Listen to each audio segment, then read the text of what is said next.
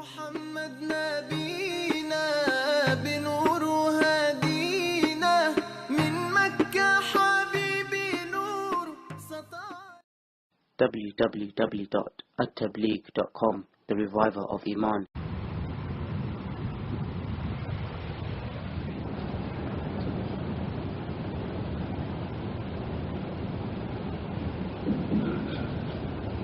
الحمدللہ رب العالمین والصلاة والسلام علی سید الانبیاء والمرسلین وعلی آلہ وصحبہ اجمعین، اما بعد. اعوذ باللہ من الشیطان الرجیم، بسم اللہ الرحمن الرحیم. فإن مع العسر يسرا إن مع العسر يسرا فإذا فرغت فانصب وإلى ربك فارغب. صدق اللہ العظیم. بزرگوں، بھائیوں، دوستوں، عزیزوں، اللہ تعالیٰ جل شانہ کی ایک ذاتی نام ہے اور وہ ذاتی نام اللہ ہے. اور اللہ ایک ایسا نام ہے کہ جو آدم کی دنیا میں آنے سے لے کر آج تک کسی نے نہیں رکھا. مشرکین مکہ اپنی جگہ بہت سارے بت بنائے تھے، لیکن ان بتوں میں سے کسی بت کا نام انہوں نے اللہ نہیں رکھا.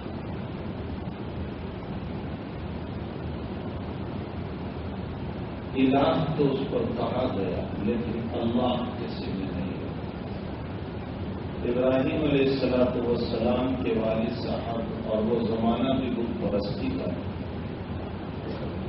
قرآن کریم گواہ ہے کہ اس زمانے میں لوگوں نے اپنے بتوں کو معبود کہا لیکن اللہ کسی نے نہیں کہا. فرعون نے ربوبیت کا دعویٰ کیا لیکن اپنے آپ کو رب کہا، اللہ نہیں کہا. انا ربکم الاعلی. اللہ ایک ایسا اللہ کا نام ہے، اس رب کریم نے اپنا ایسا نام رکھا ہے کہ دنیا میں آدم سے لے کر آج تک اس نام میں بھی کوئی شریک نہیں ہوا. ایسا نام صلی اللہ نے رکھا. دو صفتیں، ویسے تو اللہ کی ساری صفات بڑی عجیب و غریب ہے. بخاری شریف میں ہے کہ اللہ تعالیٰ نے تمام چیزوں کو جوڑا بنایا. مرد ہے، عورت ہے، آسمان ہے، زمین ہے، رات ہے، دن ہے، میٹھا ہے، کڑوا ہے، میٹھا ہے، کھٹا ہے. تمام چیزوں میں اللہ نے جوڑا بنایا. واللہ وتر، اور اللہ ہی ایک ایسا ہے جو اکیلا ہے، اس کا کوئی جوڑ نہیں. اسی لیے اس نے اپنی صفت بیان فرمائی، لم یلد ولم یولد ولم یکن لہ کفوا احد. مکے میں مشرکین مکہ میں اور مدینے میں یہودیوں نے اپنے پیغمبر صلی اللہ علیہ وسلم کو، ہمارے آقا صلی اللہ علیہ وسلم کو یہ سوال کیا تھا کہ صف لنا صفت ربک، تیرے رب کی صفت بیان کر، تیرا رب کیسا ہے. تو اللہ کے حبیب پاک صلی اللہ علیہ وسلم خاموش رہے.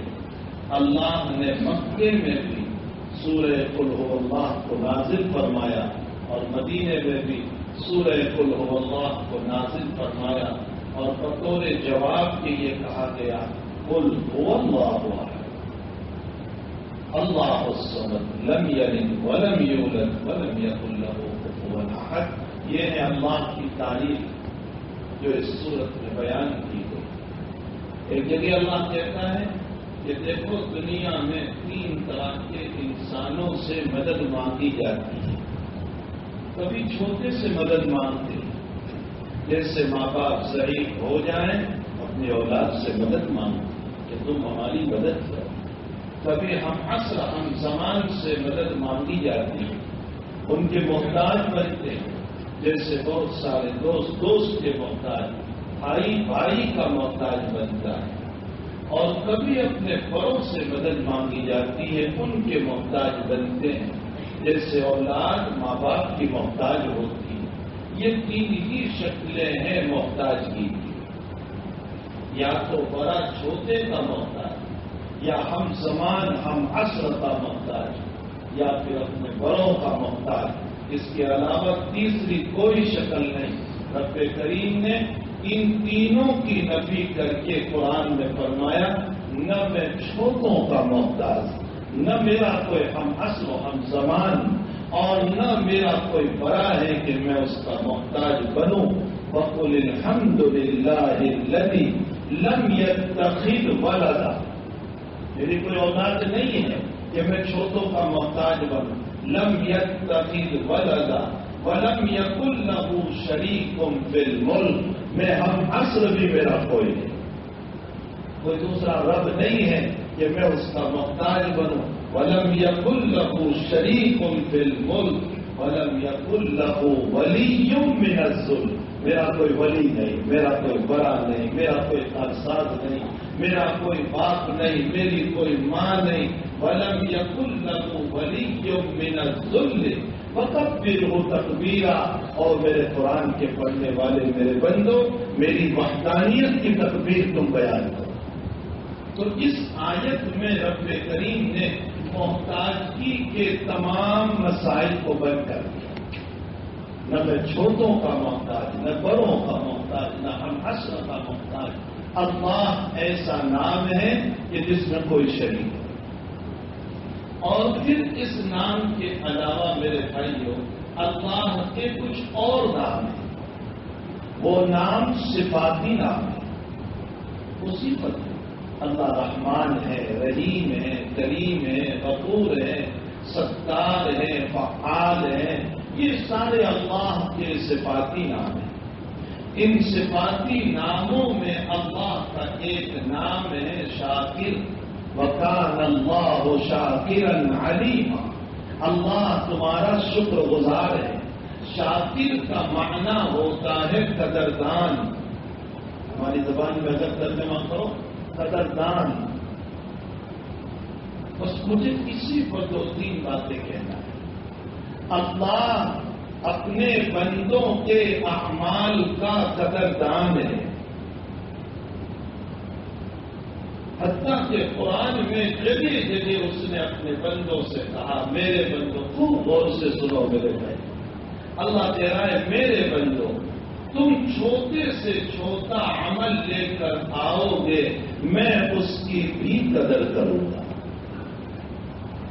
اپنے پیغمبر کے ذریعے سے یوں کہلوایا کہ تیری امت کا کوئی فرد اپنی غریبی کی بنیاد پر، اپنی طاقت نہ ہونے کی بنیاد پر کھجور کا ایک دانہ میرے راستے میں صدقہ کرے، ایک دانہ، حیثیت کیا ہے؟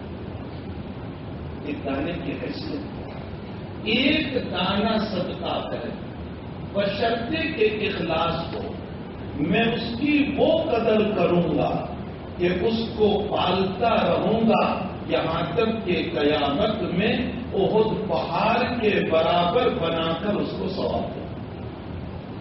اللہ قدردان ہے ہمارے چھوٹے عمل کی، اسی لیے قرآن کریم میں تعالیٰ جل شانہ نے بہت پیار سے ہمیں یوں کہا، من یعمل مثقال ذرۃ خیرا یرہ۔ مثقال ذرہ، ذرہ کس کو کہتے ہیں؟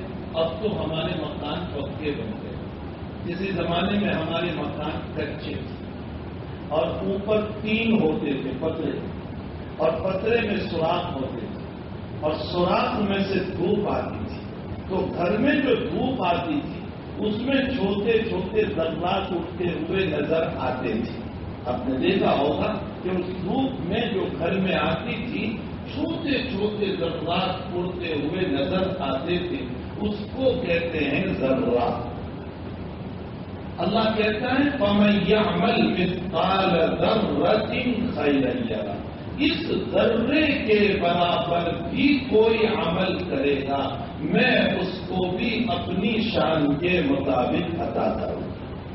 میرے بندو، میں تمہارے اعمال کا قدردان ہوں۔ ایک جگہ قرآن کریم میں اس نے فرمایا من يعمل من الصالحات من ذكر او انثى وهو مؤمن فلنحيينه حياة طيبة۔ جو مومن مرد اور جو مومن عورت، چاہے وہ مرد ہو چاہے وہ عورت، فرمایا کوئی بھی عمل کرے، یہ نہیں کا بہت بڑا عمل، کوئی بھی عمل کرے، شرط یہ ہے کہ اس کے پاس ایمان ہو۔ فَلَنُحْيِيَنَّهُ حَيَاةً طَيِّبَةً، میں اس کو پاکیزہ زندگی عطا کروں۔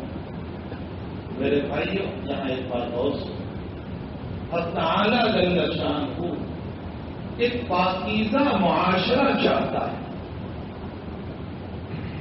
ایک صحت مند معاشرہ چاہتا ہے، ایک ایسا معاشرہ اللہ چاہتا ہے جس معاشرے میں گندگی نہ ہو، جس معاشرے میں برائیاں نہ ہو، اللہ کی بغاوت نہ ہو۔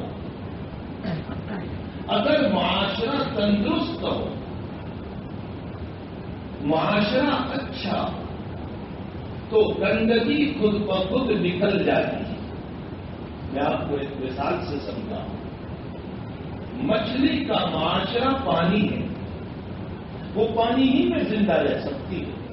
اگر آپ نے اس معاشرے سے اس کو باہر نکالا تو وہ تڑپ کر مر جائے گی، اپنی جان دے دے گی۔ اس کا معاشرہ پانی ہے، وہ وہاں زندہ رہتی ہے۔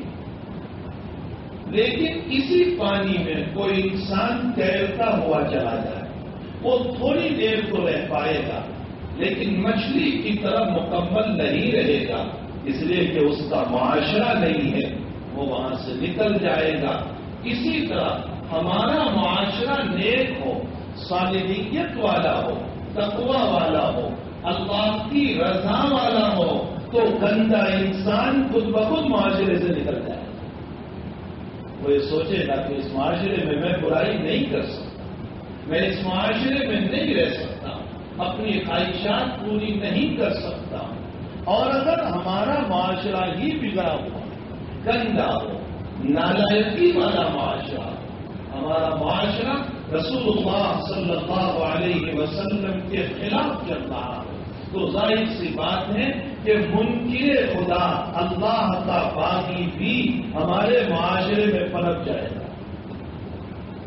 نبی علیہ السلام کا انکار کرنے والا بھی ہمارے معاشرے میں پنپ جائے گا۔ کیوں؟ اس لیے کہ ہمارا معاشرہ گندا ہے، تو اللہ کا باغی بھی پنپے گا اور رسول کا باغی بھی پنپے گا۔ پھر ہم یوں کہیں گے ارے یہ تو اللہ کا باغی ہے، جواب یہی ملے گا تمہارا معاشرہ گندا ہے تو یہ شریک ہو گیا، تمہارا معاشرہ گندا ہے تو یہ شریک ہو گیا جو رسول اللہ کا باغی۔ رسول اللہ کے باغی کا مطلب کیا ہوتا ہے؟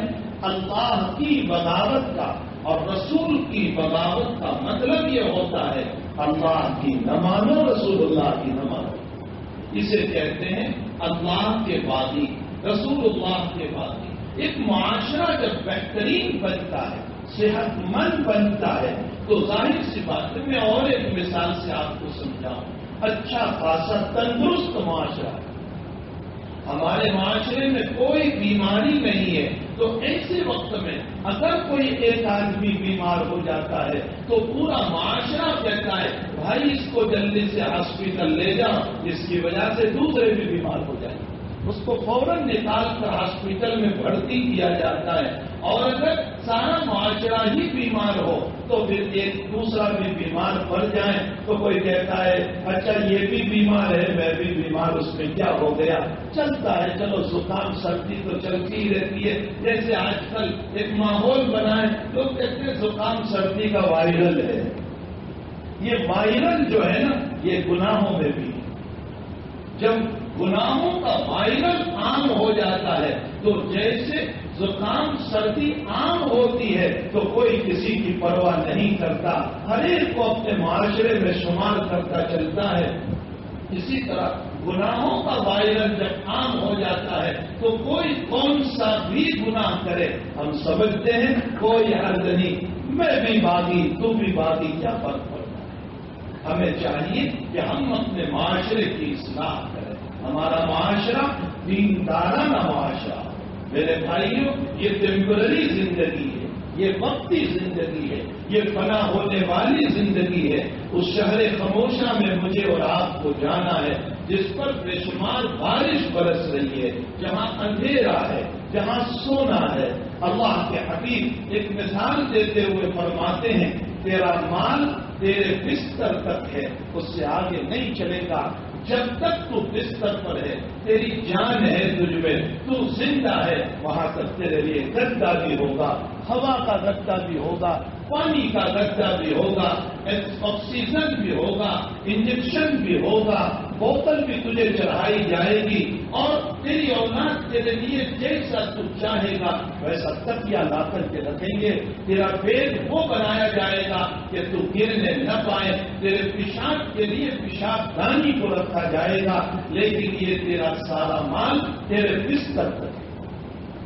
جب تک تیری جان ہے، جہاں تیری جان نکلی تجھے تیرے بستر سے اٹھا کر زمین پہ لٹا دیا جائے گا، جہاں ایک پتلی سی چٹائی ہوگی، اور اس چٹائی پر تجھے سلایا جائے گا، نہ وہ گدا، نہ وہ پیشاب دانی، نہ کوئی اور چیز ہوگی، اور تجھے نیچے سلایا جائے گا۔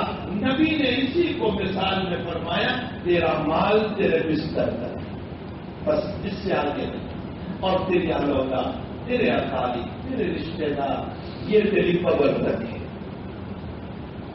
بڑا محبوب بیٹا، بڑی محبت کرنے والا، جس کے لیے اولاد اپنی باپ اپنی جان سنبھال دیتا ہے، جس کے پیار میں اپنے گود میں اٹھائے اٹھائے پھر رہا ہے، بچے کی چوٹ پر جہاں باپ کی نیند حرام ہو جاتی ہے، اور بچے کے رونے پر جہاں باپ کی نیند حرام ہو جاتی ہے، اور بچے کے مسکرانے پر باپ کو مسکراہٹ آتی ہے، اور بچے کے رونے پر باپ کو رونا آ جاتا ہے، وہ بچہ جس کے لیے باپ کو اتنا پیار، اتنی محبت، لیکن وہ کہتا ہے ابا جی تیری قبر میں اتر کر تجھے رکھ دوں گا، اس سے آگے میں نہیں آ سکتا۔ اور اللہ کے نبی فرماتے ہیں تیسری چیز جو تیرے قبر میں آنے والی ہے تیرے ساتھ، وہ تیرے اعمال، وہ تیرے اعمال، تیری نماز، تیرا روزہ، تیری زکات، تیرا حج، تیرا معاشرہ، تیرے اچھے اخلاق، تیری اچھی زبان، تیرے نبی کی سنت، یہ تیرے ساتھ قبر میں آئے گی۔ بعض روایتوں میں ہے کہ جب انسان کو قبر میں سوال و جواب کے لیے منکر نکیر آتے ہیں اور اسے پوچھتے ہیں من ربک کا، ایک خوبصورت انسان آتا ہے اور میت کی طرف سے جواب دیتا ہے رب اللہ، میں ربی اللہ، میرا رب اللہ ہے، میرا دین اسلام ہے، اور میرے نبی محمد الرسول اللہ ہے۔ تو یہ مرنے والا اس انسان سے پوچھتا ہے آپ کون ہیں جو میری قبر میں میرے معاون بن کر کے آئے ہیں؟ روایتوں میں اللہ کے حبیب فرماتے ہیں کہ وہ انسان جواب دیتا ہے میں تیری نماز ہوں، میں تیری نماز ہوں۔ تو اگر قبر میں ہمیں کوئی چیز کام آنے والی ہے تو وہ ہمارے اعمال ہے، اس لیے ہمیں چاہیے کہ ہمارا معاشرہ اچھا بنائے۔ میں نے معاشرے میں برائی دیکھی جو صرف یہاں نہیں، ہر جگہ ہمیں وہ برائی مل رہی ہے، اور وہ برائی عمومی طور پر اس وقت ہمارے جوانوں نے جو بال کاٹنے کا نظام بنایا ہے، کچھ بیچ سے چھوڑتے ہیں اور سائڈ سے کاٹ لیتے ہیں، کچھ یہاں سے کاٹ لیتے ہیں، بیچ سے چھوڑ دیا کرتے ہیں۔ میرے بھائیوں، بخاری اور مسلم شریف کی روایت میں پیغمبر صلی اللہ علیہ وسلم کا ارشاد ہے، اس کو قضا کہا جاتا ہے۔ قضا، قضا کا معنی ہوتا ہے کچھ بال چھوڑ دو، کچھ کاٹ لیا کرو، کچھ رکھو، کچھ کاٹ لیا کرو، اس کو قضا کہا جاتا ہے۔ اور قضا کے بعد میں اللہ کے نبی فرماتے ہیں لعنت اللہ، اللہ کی لعنت ایسے بال کاٹنے والوں پر اترتی ہے۔ لعنت کس کو کہتے ہیں میرے بھائی؟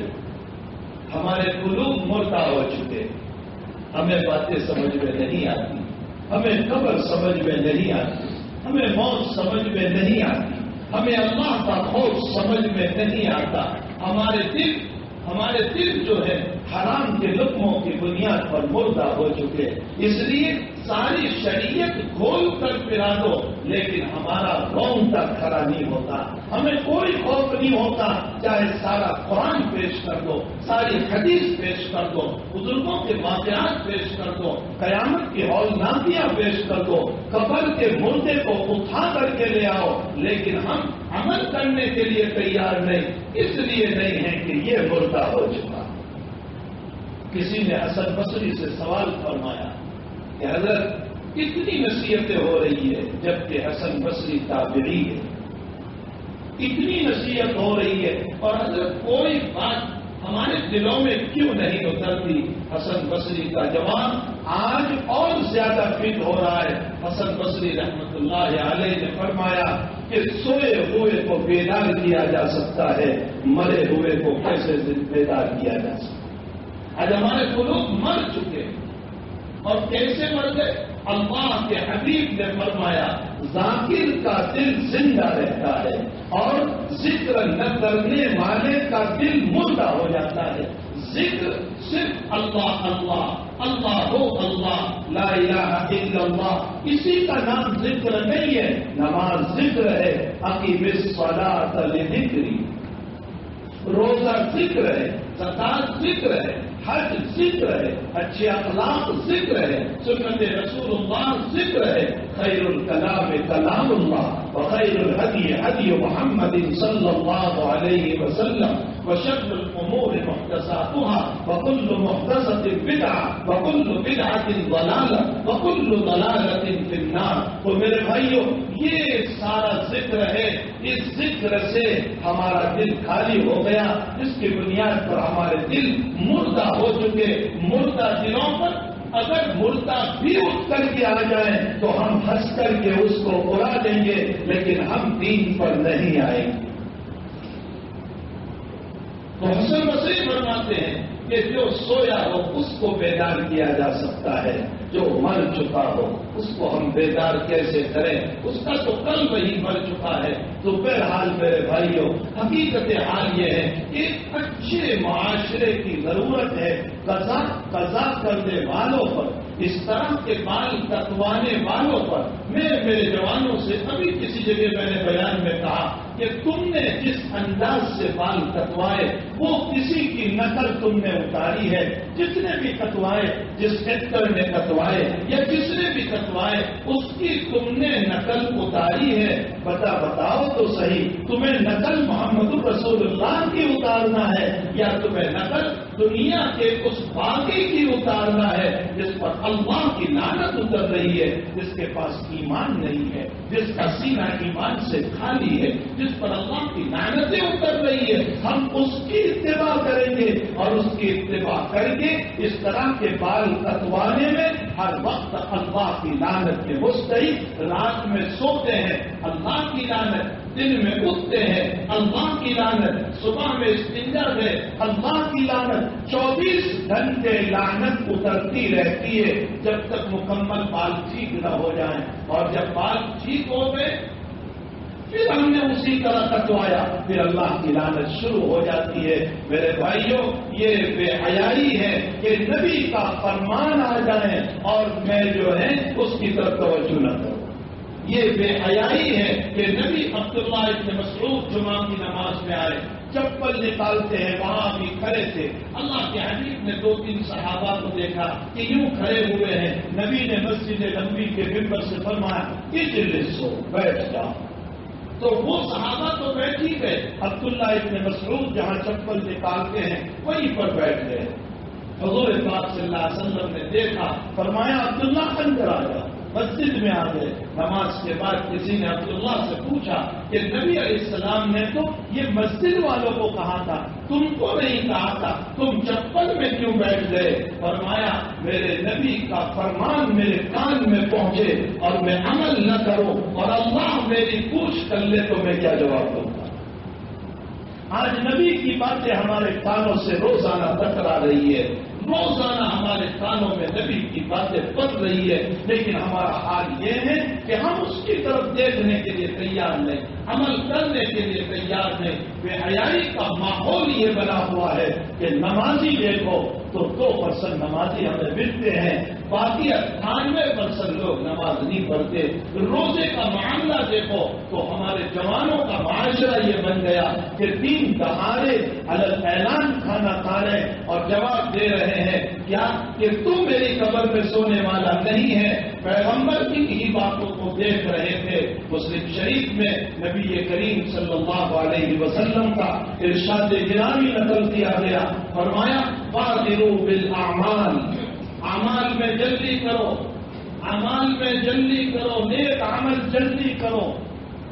کب سے پہلے؟ فرمایا اس سے پہلے کہ فتنۃ قطع كقطع الليل المظلم، اس دن کے آنے سے پہلے جب فتنے اندھیری رات کی طرح چلے۔ اندھیری رات یعنی رات جب شروع ہو جاتی ہے نا، پھر بیچ میں اجالا نہیں آتا، پھر صبح تک اندھیرا ہی اندھیرا، مطلب فتنے جب چلیں گے چلتے ہی رہیں گے چلتے ہی رہیں گے۔ اس دن کے آنے سے پہلے تم اعمال میں جلدی کرو، اگر نماز پڑھنا ہے جلدی کرو، تم روزہ رکھ لو، تم زکات دے دو، تم حج کر لو، جلدی اعمال صالحہ کرو اس دن کے آنے سے پہلے کہ جب اندھیرے کی طرف فتنے چلیں گے۔ تو اللہ کے حبیب صحابہ کی سمجھ میں یہ بات نہیں آ رہی تھی کہ فتنے بھی آ سکتے، برائی پر بھی آ سکتے۔ فرمایا ہاں میری امت پر نبی اپنی نگاہوں سے دیکھ رہا ہے، نبی اپنی نگاہوں سے دیکھ رہا ہے۔ فرمایا میری امت پر ایک وقت آنے والا ہے، اور وہ کیا وقت ہوگا؟ لا تأمرون بالمعروف ولا تنہون عن المنکر، تم بھلائیوں کا حکم نہیں کرو گے اور برائیوں سے نہیں روکو گے۔ صحابہ کی سمجھ سے باہر کی یہ بات کہ کیا یہ دن بھی آ سکتے ہیں کہ کوئی برائی سے نہ روکے اور بھلائی کا حکم نہ دے؟ صحابہ نے سوال فرمایا یا رسول اللہ صلی اللہ علیہ وسلم، کیا ایسے بھی حالات آ سکتے ہیں کہ لوگ بھلائی کا حکم نہ دیں اور برائی سے نہ روکے؟ حضرت نے فرمایا اشد بکم، اس سے بھی بدتر وقت آئے گا۔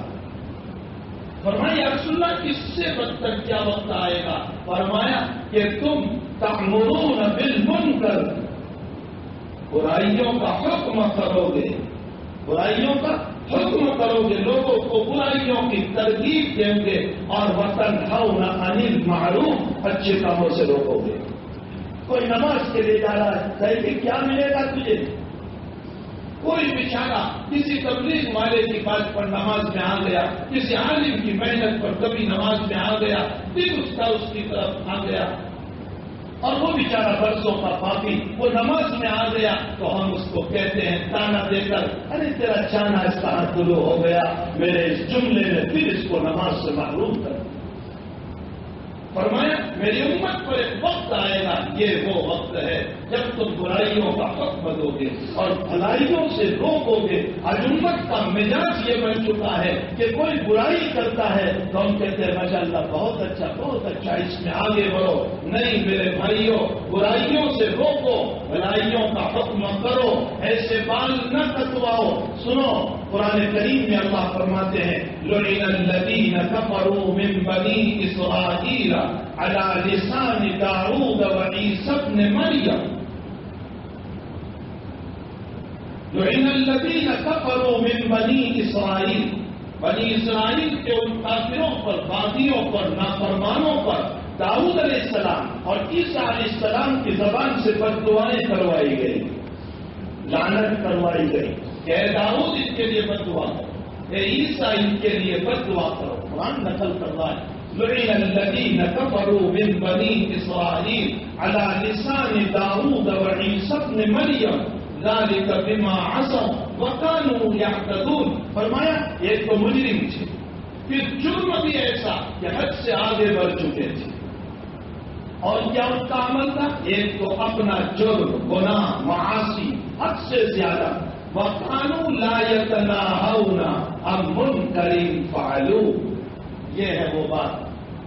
لَا يَتَنَاهَوْنَ عَن مُنكَرٍ فَعَلُوهُ لَبِئْسَ مَا كَانُوا يَفْعَلُونَ۔ فرمایا وہ لوگوں کو برائیوں سے روکتے نہیں تھے، وہ لوگوں کو برائیوں سے روکتے نہیں تھے.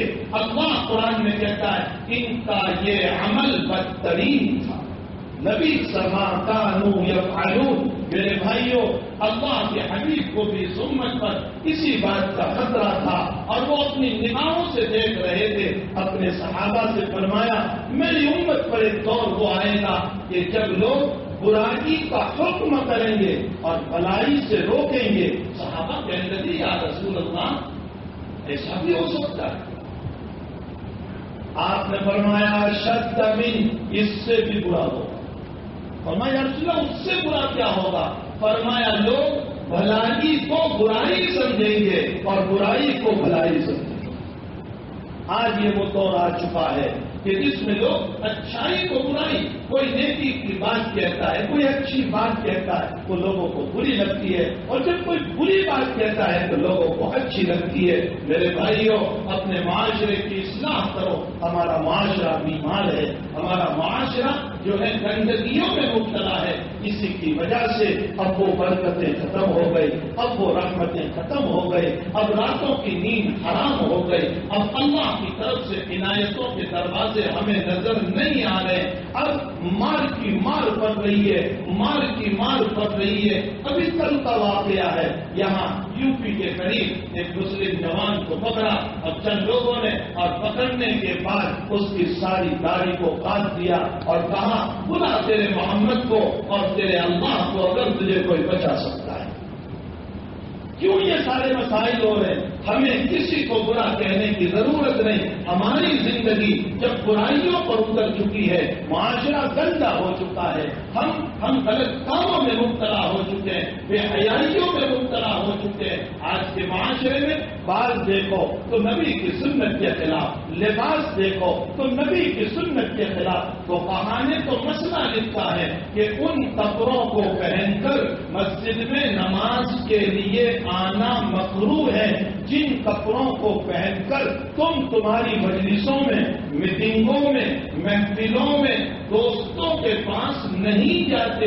ان کپڑوں کو پہن کر مسجد میں آنا مکروہ ہے. اسی لیے لکھا ہے کہ اگر تم لنگی پہن کر تمہاری محفل، مجلس، میٹنگ دوست و احباب کے پاس اور اپنے میزبانوں کے پاس اگر لنگی پہن کر نہیں جاتے تو کیا ہمارا اللہ اتنا سستا ہو گیا کہ اس کے پاس رات کا جو نائٹ لباس تھا وہ پہن کر کھڑے ہو گئے؟ اس کا مطلب مخلوق میرے نزدیک افضل ہے، اللہ میرے نزدیک افضل نہیں. تو کہاں نے منع لکھا کہ ایسے کپڑے پہن کر مسجد میں نہ آؤ جن کپڑوں کو پہن کر تم باہر نہیں جاتے. لیکن مسجد میں ہم لنگی پہن کر آ جاتے ہیں، ہم نائٹ لباس پہن کر آ جاتے ہیں، ہم جس طرح چاہیں مسجد میں آ جاتے ہیں. کوئی یہاں تک کا پہن رہا ہے، کوئی یہاں تک کا پہن رہا ہے، کوئی کنگیا اور جانگیا پہن رہا ہے، کوئی کس طرح اپنے لباس کو پہنے ہوئے ہیں. سنو اللہ کے حبیب کا فرمان، جس نے اپنے سطر کو کھولا اور امت کے سامنے پیش کیا. خوب سن لیں پیغمبر کی روایت. نبی کہتے ہیں میں دنیا میں اس کو خبر سناتا ہوں، وہ جہنم میں اپنی جگہ ریزرو کرا دے. یہ کوئی ہمارا لباس ہوا کہ ہم گھٹنوں سے اوپر؟ یہ مومن کا لباس ہوا کرتا ہے. مومن سطر کو چھپانے والا ہوتا ہے.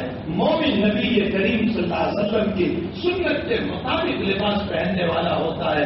اللہ کے حبیب نے جو طریقہ ہمیں دیا اس طریقے کے مطابق ہماری زندگی ہوا کرتی ہے. تو بہرحال میرے بھائیوں ہمیں اپنے معاشرے کی اصلاح کی بہت ضرورت ہے، تربیت کی ضرورت ہے. لباس ہو یا بال ہو یا اور نمازوں کا مسئلہ ہو یا زکات کا مسئلہ ہو یا خرچ کا مسئلہ ہو.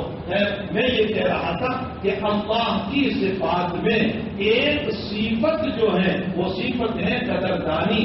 اللہ ہمارے اعمال کا بڑا قدردان ہے. دیکھو ایک مثال سے آپ کو سمجھاؤں. دنیا میں جو آدمی جتنا بڑا ہوتا ہے وہ چاہتا ہے کہ میرے دربار میں آنے والا بڑا ہدیہ لے کر آئے، بڑا عمل لے کر آئے. اگر آپ کلکٹر کے پاس 100 روپے کا ہدیہ پیش کریں گے وہ لے گا؟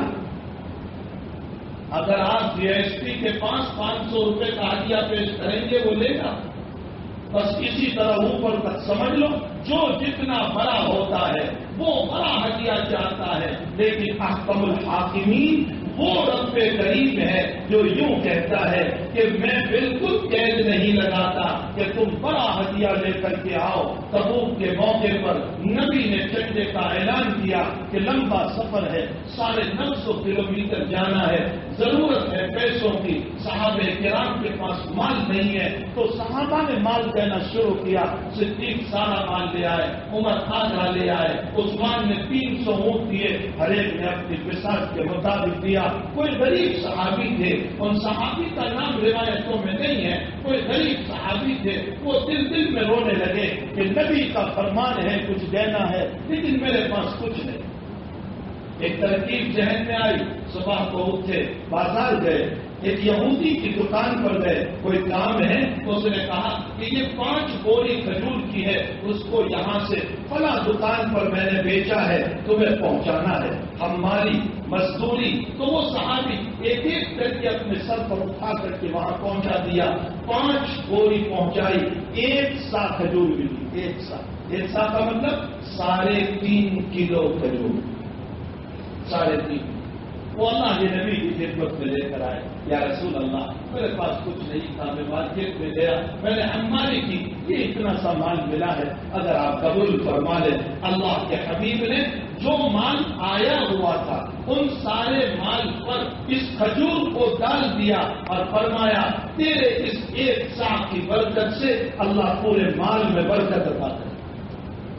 اللہ وہ نہیں ہے جو یوں کہتا ہے کہ تم میرے لیے بڑے بڑے اعمال لے کر کے آؤ، وہ یوں کہتا ہے چھوٹا عمل بھی لے کر آؤ گے، 1 روپیہ بھی میرے راستے میں خرچ کرو گے، 5 روپیہ بھی خرچ کرو گے، 10 روپے بھی خرچ کرو گے، 2 رکعت بھی تم پڑھو گے، روزہ جو تمہیں میسر آیا رمضان کے علاوہ تم رکھ لو گے، اپنی بساط کے مطابق کام کرو گے، میں اس پر بھی تمہیں اجر عطا کروں، میں اس پر بھی تمہیں ثواب عطا کروں گا۔ تو وہ رب اعمال کا بڑا قدردان ہے، بڑا قدردان، چھوٹا عمل ہو یا بڑا عمل، پھر اس رب کریم کی شان یہ ہے کہ دنیا میں اگر آپ کسی کو کچھ پیش کرو اور ذرا سی اس میں غلطی ہو وہ ریجیکٹ کر دیتا ہے، واپس لے جاؤ۔ ایک آفیسر اپنے پیون کو کہہ رہا ہے سیکرٹری کو ایک مضمون لکھو، لکھا بتایا اس میں غلطی ہے، بل لکھ کر لاؤ، 10 مرتبہ واپس کر دیتا ہے، واپس لے لاؤ، صحیح نہیں لکھا، ارے یہ کیسا لکھا تم نے، یہ کیا کر دیا؟ رب کریم کا حال یہ ہے، ہائے میرے مولا کا حال، اس کا حال یہ ہے، فرمایا کہ اگر میرے بندے نماز میں خیالات بھی تجھے آ گئے لیکن تو قرآن میں لگا رہا، تیری نماز میں گڑبڑی بھی ہو گئے، تو نے سجدہ سہو کر لیا، میں نماز ریجیکٹ نہیں کروں گا، اس کو بھی قبول کر کے ثواب عطا کروں۔ تو نے روزہ رکھا اور بھول سے کھا لیا، پی لیا، پیٹ بھر کے کھایا، پیٹ بھر کے پیا، میرے بندے تیرے روزے کو میں ریجیکٹ نہیں کروں گا، میں اس کو بھی قبول کر لوں گا، تیرے حج کے اندر کوئی کمی رہ گئے میں اسے بھی قبول کر لوں گا۔ اللہ کبھی عمل کو ریجیکٹ نہیں کرتا، ایک شکل ہے ریجیکٹ کی اور وہ یہ ہے کہ جب اس کے ساتھ کسی کو شریک کر لیتے، جب اخلاص نہیں ہوتا، جب للہیت نہیں ہوتی، جب کسی اور کے لیے بھی کام کرنا ہوتا ہے، جب دل میں یہ ہوتا ہے اللہ بھی راضی ہو، حاجی صاحب بھی راضی ہو، وہ بھی راضی ہو، یہ بھی راضی ہو، جب دونوں کو راضی کرنے کے مسئلے آتے ہیں تب اللہ ریجیکٹ کرتا ہے، ورنہ غلطیوں کی بنیاد پر، اور وہ اللہ کو اتنا قدردان وقت نہیں ہے، ورنہ میں قرآن حدیث سے بے شمار واقعات سناتا، بے شمار واقعات سناتا، تمہیں انداز ہو جاتا۔ میں اشارہ کر دوں، فرعون کی بیوی آسیہ اللہ پر ایمان لے آئی، اس کو سزا دی پھانسی کی اور لٹا دیا اور کیڑے مار دیے، تو اس کی آخری دعا تھی رب ابنی لی عندک بیتا فی الجنہ، اے اللہ فرعون نے شاہی محل سے مجھے نکالا، تو اپنے شاہی محل میں مجھے داخل فرما دے۔ اللہ نے اس کے ایمان کی قدر کی، اور قدر کیا کی؟ قدر یہ کی کہ اللہ کے نبی نے فرمایا قیامت کے دن اللہ آسیہ کا نکاح مجھ سے کرائے گا، فرعون چھوتا ایمان کی بنیاد پر تو نبی کریم صلی اللہ علیہ وسلم جیسا شوہر مل گیا. یہ ہے قدردانی. حضرت ابراہیم بے شمار امتحانات، امتحانوں پر امتحان، امتحانوں پر امتحان، اور تمام امتحان میں کامیاب ہو گئے. انی جاعلک للناس اماما، اب میں تجھے امام بناؤں گا، اور امام بھی ایسا امام بناؤں گا کہ واتخذوا من مقام ابراہیم مصلی. تو نے جس پتھر پر کھڑے ہو کر کعبہ کو تعمیر کیا ہے، تیرے عمل کا میں قدردان ہوں. اب آنے والوں کے لیے اس کو نماز کی جگہ بنا دوں گا. تیرے عمل کی قدر ہے ابراہیم میرے نزدیک. وہ حاضرہ جو پانی کے لیے دوڑی جہاں پانی نہیں تھا، اور ابراہیم چھوڑ کر بیٹے کو رات کو چلے گئے. اب نہ جینے کے لیے پانی اور نہ پینے کے لیے پانی، پانی کا وجود ہی نہیں، اور وہ دوڑ رہی ہے صفا اور مروہ پر، دوڑ رہی ہے صفا اور مروہ پر. لیکن قربانی اس نے قبول کی ہے اللہ کے خاطر. حتیٰ کہ ابراہیم کو پوچھا کیوں چھوڑ کر، کوئی جواب نہیں. کیوں چھوڑ کر؟ خود ہی کہہ رہی ہے کہ اللہ کا حکم ہے. فرمایا ہاں اللہ کا حکم ہے. تو فرمایا اذا ليضيع اللہ، تب تو اللہ ضائع نہیں کرے گا. اس لیے کہ اس کو ضائع کرنا ہوتا تو وہی گھر پہ ضائع کر دیتا. یہ میدان میں بھیج کر وہ کیسے ضائع کرے؟ اب پانی نہیں ہے، دوڑ لگا رہی ہے صفا سے مروہ، صفا سے مروہ. اللہ نے پانی دیا. اب وہ اتنا بھی پانی دے سکتا تھا کہ کولر دے دیتا، اتنا پانی دے سکتا تھا جب تک ان کی زندگی رہتی وہاں تک چلتا. لیکن ان کی قربانی کے نتیجے میں اللہ نے ان کے عمل کی قدر کی اور اتنا پانی دیا کہ قیامت تک کے لیے چشمہ جاری ہو گیا، جس کو زمزم کا پانی کہا گیا. اور صرف اتنی قدر نہیں کی، اس کی دوڑ کو بھی قدر کی نگاہ سے اللہ نے دیکھا اور فرمایا ان الصفا والمروہ من شعائر اللہ ومن حج البیت او اعتمر فلا جناح علیہ ان یطوف بہما. حاضرہ تیرا عمل ہم قدردانی کی نگاہ سے دیکھتے ہیں. اب تیرے بعد کوئی نبی آئے گا، اس کو بھی دوڑنا پڑے گا. حتیٰ کہ محمد رسول اللہ کا حج بھی تبھی پورا ہوگا جب وہ یہاں دوڑے گا. آنے والی امت کے لیے یہاں دوڑنا لازم قرار دیا اور صفا اور مروہ کی اس جگہ کو مقدس ترین جگہ بنا دیا اور شاعر اللہ بنا دیا. میرے بھائیوں، میں نے بتایا کہ میں قرآن و حدیث سے بے شمار واقعات آپ کو اس پر پیش کرتا کہ جو انسان دنیا میں اللہ کے لیے کوئی کام کرتا ہے، وہ چھوٹا عمل کرے یا بڑا عمل کرے، اب تعالیٰ اس کو قدر کی نگاہ سے دیکھتا ہے. اس عمل کو ضائع نہیں کرتا، اس عمل کو ضائع نہیں کرتا. حضرت عمر رضی اللہ تعالیٰ اللہ سے دعا کرتے ہیں اللہم اجعلنی اللہم ارزقنی شہادتا فی سبیلک واجعل لی موتا فی بلد رسولک. بخاری شریف میں اے اللہ مجھے تیرے راستے کی شہادت عطا فرما، مجھے تیرے راستے کی شہادت عطا فرما. اچھا، اور پھر شہادت کے بعد ساتھ ساتھ یہ بھی کہا تیرے نبی کے شہر میں موت ہے نا مجھے. کیوں؟ ذہن میں عمر کی یہ بات تھی کہ اس وقت جو جہاد ہو رہے ہیں وہ تو افریقہ کے جنگلوں میں اور دور دور ہو رہے ہیں. اب تو مدینے میں کسی چیز کی ضرورت نہیں رہی، دور دور ہو رہے ہیں. تو کہیں ایسا نہ ہو کہ میری موت وہاں ہو جائے، اس لیے اللہ مجھے شہادت بھی دے لیکن مدینے میں دے، اور موت بھی میری مدینے میں آئے. تو یہ تو عمر کا اپنا مانگنا ہوا. جس قربانیاں جو عمر کی تھی اللہ سے مانگا چھوٹا ہے، لیکن اللہ نے اپنی شان کے مطابق دیا. یہ نہیں کہا تھا اے اللہ مجھے نماز میں شہادت دینا، لیکن اللہ کا احسان کہ مقدس عمل ہے، پاکیزہ ہے، پاک صاف ستھرے ہیں، مصلی پر جا رہے ہیں، صفت احسان پر اس وقت ہے، یعنی اللہ کی طرف توجہ ہے، اور فجر کی نماز کے لیے آ رہے ہیں. اور ابو لولو مجوسی نے مارا اور مقدس ترین نماز میں آپ کو مارا گیا، آپ کی شہادت ہو گئی. اور پھر یہ بھی تو ہو سکتا تھا کہ آپ کی تدفین جنت البقیع میں ہوتی، مدینے میں موت مانگی تھی، نبی کے قدموں میں تو نہیں مانگی تھی. یوں کہا تھا کہ اللہ مدینے کی موت دے، لیکن اللہ نے فرمایا عمر میں تیرے عمل کا قدردان ہوں، تو نے چھوٹا مانگا، میں تیرے عمل کی قدر کرتے ہوئے تجھے بڑا دیتا ہوں. بقیع میں نہیں، نبی کے قدموں میں جگہ عطا کرتا. انسان دنیا میں جو عمل کرے گا، بس میرے بھائی مجھے یہ بتانا ہے اللہ ہمارے اعمال کا قدردان ہے. ہمیں چاہیے کہ ہم صحیح زندگی گزاریں، رضا والی زندگی گزاریں. یہ زندگی تو کل ختم ہونے والی ہے، عیاشیوں میں، برائیوں میں بھی، گندگیوں میں بھی، نافرمانیوں میں بھی گزر جائے گی، اچھے اعمال میں بھی گزر جائے گی. ہم کیوں نہ گزارے اچھے اعمال پر، تاکہ اللہ تعالیٰ ہمارا قدردان بنے اور قدردان بن کر ہماری دنیا کو بھی آباد کرے، ہماری آخرت کو بھی آباد کرے. اللہ ہم سب کو ان باتوں پر عمل کی توفیق عطا فرمائے. وصلی اللہ علی النبی الکریم برحمتک یا ارحم